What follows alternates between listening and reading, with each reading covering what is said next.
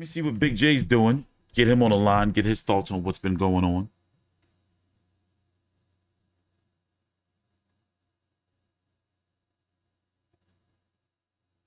And remember, I'm going to be here streaming during this. By the way, yes, Bob Arum is not around. Bob Arum is not, maybe he'll show up tomorrow for the fight. But he's not at this event. And he's not at, oh, hold on.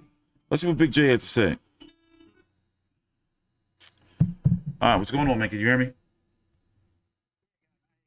Oh, hold on. All right, well, what do you think about the weigh-in? Yeah, good, real good. Obviously, but besides all those bullshit shenanigans, and where was the security? But you saw the security guys; they weren't very big. That's the problem. The guys that are on the teams are 3 times the size of the security guards they hire. And normally, when you have such tensions between like two fighters like that, they usually make sure they got like big buff security guards. Yeah, exactly. I mean, I was there yesterday, and the security guards, they're all smaller than me, and I'm not that big. They probably were just arena security. That's what they were, like ushers. Yeah. It wasn't even security. Yeah, well, no, not really. But besides, whoever jumped on stage, yeah, you're a fucking idiot. You didn't need to jump on stage. Yeah. But that was people from outside the boxes, and a bit of a push-up, yeah, big deal. But I think George did exactly what he wanted to. He's under Haney's skin now. He rattled him. You think so? He's been quiet the entire time. Yes, he's playing the mind games. He's quiet the entire time saying nothing. Yeah. And he whispered in Haney's ear, and then Haney shoved him, and then bang, George won that face-off. Okay, so George has been playing the long con. You know, but you've been there during fight week. You was at the press conference. You went to the when they shot the sit down face off early in the week. So what's the feel of fight week? You know, is for one, what's the ticket sales looking like? Well, plus 10,000. I don't think there's too many left. Okay, so I think it'll be close to, if not, the sellout. How many are they going to seat? 13,000. 14,200. 14,200. So you know, I'm guessing you would guess that it would sell out, right? Pretty much. Oh, but it'll come pretty close. Yeah, if it doesn't, it'll come very close. Okay. And what about George? I saw you wasn't able to catch him this week, but basically what I've seen from him is he's been pretty much keeping silent, keeping low profile. You know, that's what it's been looking like so far during the week. Yeah, just waiting in the wings, waiting for his opportune moment. So I think that's the best thing he could have done is just get himself away, come in when he needs to, get in and get out. Yeah. You know, don't sit there and do it, because the last time he carried on the first fight was all that stuff he carried on with was ridiculous. Yeah. So, you know, but here is just all business. So he's acting like exactly the same way or close to the same way when he got Lopez. So he's not. It's just all business. So what is this? You know, have you heard anything about Kambosos firing his team? Like, what's going on? No, I didn't know anything about that. What's your thoughts about that? Yeah, because I mean, this is my first time hearing it myself. Well, if a change is necessary, maybe it might work off. I mean, it's going to be shown tomorrow whether it's going to be proven a good move or a bad move. So, but maybe he just went to the roots, you know, to where, you know, he built a big entourage and he just wanted to cut it back, you know. Well, sometimes the best way to go forward is to go back to where you start. You know, it's a fresh start. Start from where you know. So he has to prove that in the ring, but I think he rattled Haney. Haney looks a little bit. Even Haney's been cool, calm, and collected all week. I think George got under his skin there, and that's what you need to do. Mm-hmm. So, because it's more any sport's more so a mind game, just as it's a physical game. If your mind's not right, so you know he's not going to be able to perform. I'm glad that both blokes made weight easy, and there was no bullshit shenanigans like last time. If you remember, Haney was on the scales for like 2 seconds and just pissed off, and then George didn't make weight. So, but they made weight comfortably, the pair of them. Yeah, so who do you think, you know, like, let's just get it out of the way. You know, like, who do you think is going to win? 50-50, I don't know. It could go either way now. I really think it's 50-50. I don't see, I mean, obviously Haney's got the technical skills, but if George brings it into a dogfight, because see, George is just not taking any of Haney's, he's not letting Haney bait him. He's just like, yeah, okay, whatever, I don't give a shit. Blah, blah, blah, blah, blah. So, we'll see what happens. If George tries a box with him, he's going to lose and lose badly. But if he turns it into a dogfight, which Haney's never been into, George could get up. Because George has been in dogfights. So basically, you say, I mean, how are you saying he's got? How are you saying he's going to? How do you think? Like, how does he win in your opinion? Like, how does he win? Pulls him into a dogfight. Mauls him. Easier said than done. It's the only way you can beat a pure boxer. It is easier said than done. But as Lou said, I've been saying for the last 6 months, you've got to walk past that jab of his and then maul him. You've got to take a few jabs to the face, walk past those, and get into him. I mean, there's a boxing match. He had a lot of jabs that first fight, and I'm thinking like, hey, listen, I like George, but I'm not seeing from the fact that he lost the first fight off of one punch. I don't know what he can do differently outside of he's going to have to throw caution to the wind and, go out there and just, get his face jabbed off. But I don't see him getting past the jab. And then, it's going to be worse for George Kambosos if Devin Haney starts loading up on that right hand like his father was telling him to do. So me personally, I'm giving George, a 10% chance. And the only way he wins, in my opinion, is he's going to have to go out there and he's going to have to, as you said, maul him, which I don't think he can do, or he's going to have to knock Devin Haney out, which I don't think he can do. Now we've seen he has some power against Teofimo Lopez.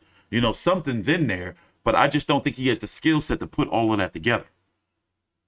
Well, he has to prove it on the day. But, yeah, I mean, as I said, if he goes the mauling, it's 50-50 at best for George. I'm not saying he's going to go in and kick the shit out of Haney. That would just be stupid. Mm. But in my opinion, it's a 50-50 fight at best. He has to prove it in the ring. Yeah. So, but I think he got under his skin a little bit. And, maybe this has all finally got to Haney. So even though, during the week he's been very professional, not saying anything stupid. He doesn't, get into silly debates or anything like that. But I think George rattled him just then. So. Well, I've been getting the vibe, I've been getting the vibe from George is that, he might retire. Like for some reason, the way he was talking at that first press conference, I'm just thinking that he's collecting the money because he's already saying he's not just going to go and, just be fighting like no-name guys in Australia. For some reason, man, I don't know. I don't think, like, I'm not saying he might retire. Maybe he might have 1 or 2 more fights, but I think this is career-defining mentally, like for him. I don't, for some reason, I don't feel he all there. And then if he loses again and gets dominated, or even stopped this time, it might be difficult for him to mentally recover. I mean, after all, he did already just fire his whole team. So what other changes can you make? Well, there's plenty. I mean, I disagree with that. I mean, look at Andrew Maloney. He got the worst screw job of all time, and he's still going. Yeah. And he's up for another world title if he wins this one. So, I mean, he's not even 30. So people have got to get past this bullshit mentality that Floyd brought up. If you lose, you're done. Fuck off. Muhammad Ali lost 5 fights. He's the greatest fighter of all time. Yeah, but some fighters, when they lose, they can't take that shit. They can't take it. They have issues. Well, yeah, because the problem is that the one thing that the last 25 years that no one's been taught is how to lose. Mm-hmm. You have to learn how to lose. To make you a great... Like they always say, to win a premiership, you have to lose one first. So, you have to learn how to deal with loss. And the problem is the last 25 years, no one wants to deal with loss. Everyone has to be a winner. Fucking bullshit. You have to learn how to win. This turns you into a better winner. So you're saying a 50-50 fight.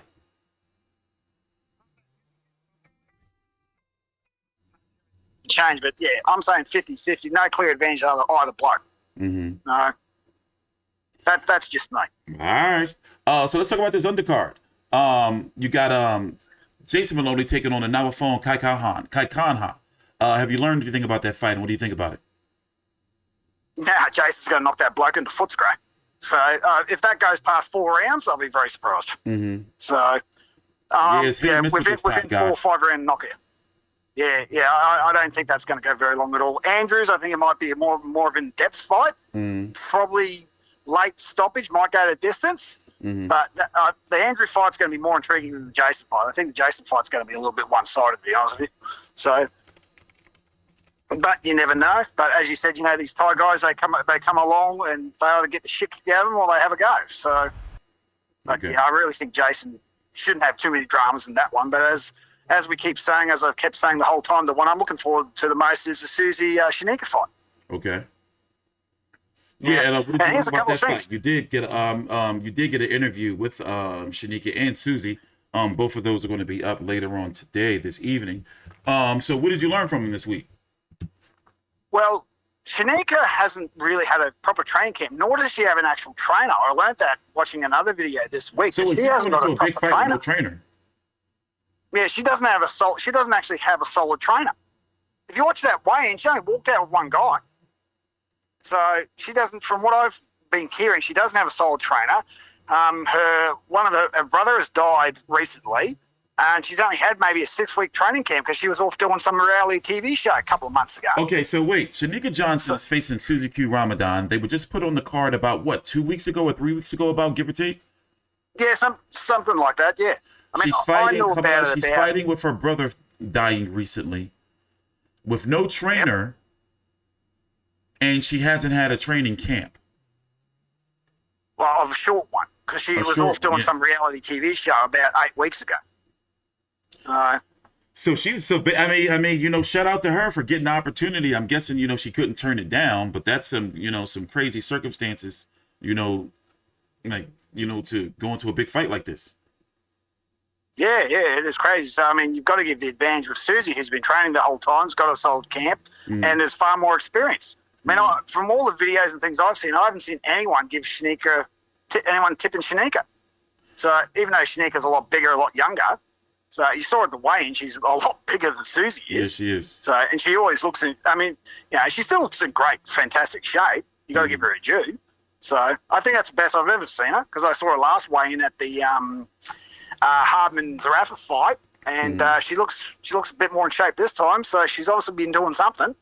So okay. But yeah, I just think with all those outside factors, advantage Susie. And the other fights on the undercard, like what other fight is sticking out to you, for the prelims?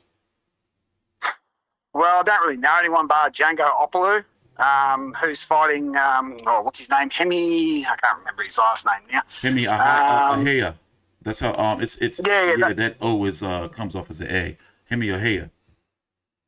Yeah, now Django Opolu fought Justice Haney for the Australian title in Justice Haney's debut, and he's also fought Lucas Brown, so he's well known. He's a hard bastard. That one's like a heavyweight fight. It could go either way. One punch, bang. Someone's going to get knocked out. Just don't know who. Probably whoever gets the big shot in first. The other undercard fights. What's that young fella from New Zealand, the cruiserweight? Taking on the Samoan bloke. Do not know. You called him the... Yeah. Oh, David. The guys at Samoan. Nyaka. Yeah. I think that'll be a decent fight because he's been sparring with Tyson Fury, so I think that'll be a decent fight. That.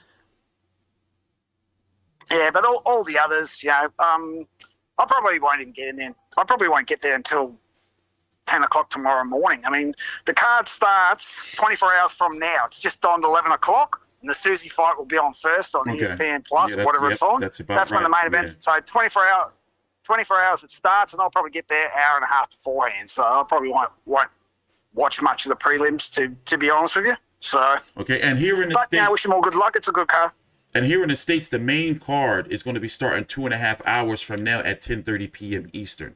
The prelims are going to be starting at 7:30 p.m. Eastern. Here in the States on ESPN Plus, then they go over to regular ESPN here in the States at 10:30 p.m. Eastern. But since we have